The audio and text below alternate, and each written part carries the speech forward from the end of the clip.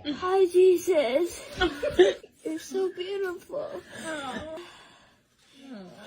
Jesus, when you coming back? We need you. Nakita nga ba ng batang ito si Jesus matapos niyang magising sa ospital?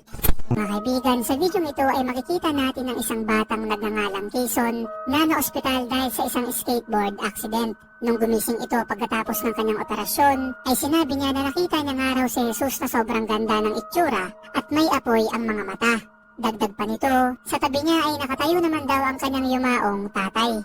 Ayon sa kanyang ina, magmula noon ay lagi na raw nagsisimba ang kanyang anak at ang nakakapagtaka dito ay hindi niya raw maalala yung mga nangyari at kung ano nga ba talaga yung kanyang nakita.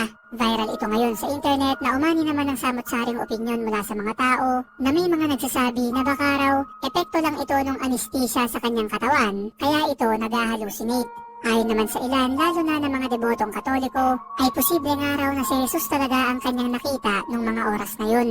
Para sa mga kaibigan nating nagtatrabaho sa ospital, ay nakakita na rin ba kayo ng ganitong pangyayari sa inyong mga pasyente kagaya ng nasa video?